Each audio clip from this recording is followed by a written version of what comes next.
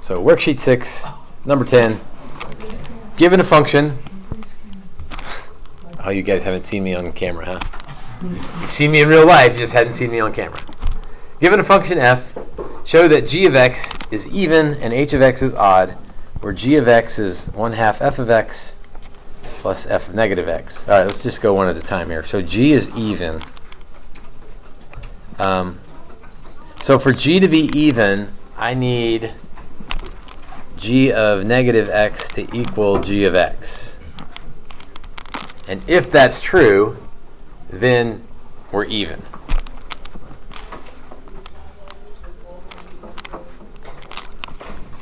Okay, so g of negative x means, let's plug in negative x. So 1/2 f of negative x plus f of x. Right, because I changed the sign of both of those.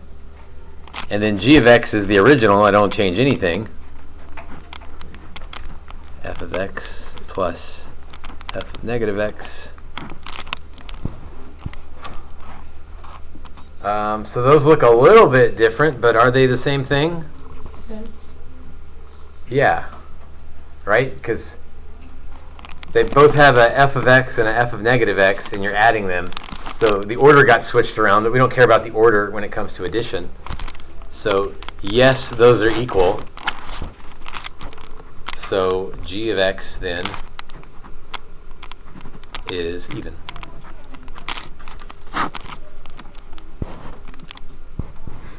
And it didn't matter what f was. That's kind of interesting. F could be anything, and when you do this, it automatically makes g even. And you could do the same. It's the same type thing for odd, except you'd be off by a sign because that's what you expect when you do odd. Let's do one of these proofs down here. Product of two odds, product of two evens, product of an even and odd. Okay, well those work all about the same.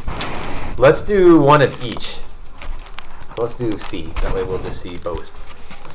Product of an even function and an odd function is an odd function. Let's see. So let's say f is even, and we'll say g is odd. We're just making those up, but we want to see if their product is odd. So we want to see, is f times g odd? Okay, well odd meant you changed both and you got the same thing. So that means I changed both. So negative f of negative x. Wait a minute. Yeah, changing both. Negative f of negative x times negative g of negative x. Does that equal f of x times g of x?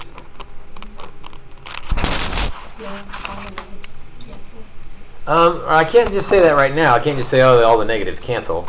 The two negatives outside definitely cancel, but the negatives inside, that doesn't cancel.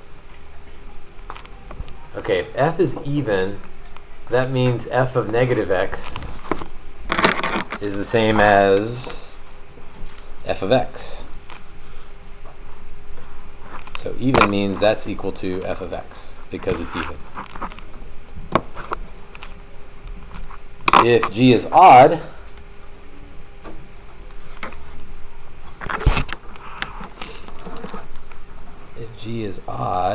that means that all of this is just g of x. Now,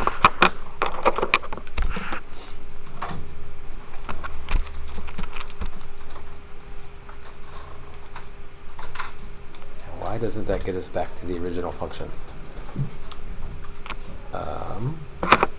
This is the product of an even.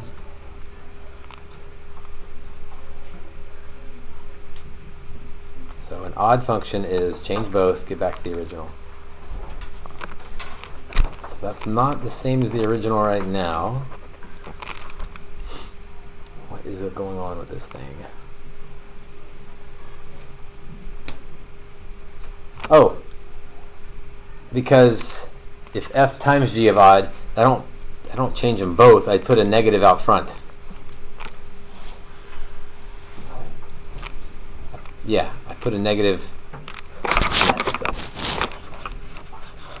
So if it's odd, that means negative f of negative x times g of negative x equals the original. So I had an extra negative sign in there. But yeah, this is better. That's what it means to be an odd function. Negative out front. I put two negatives out. I put a negative on both of them, and I wasn't supposed to do that. So now this is f of x. And if I put the negative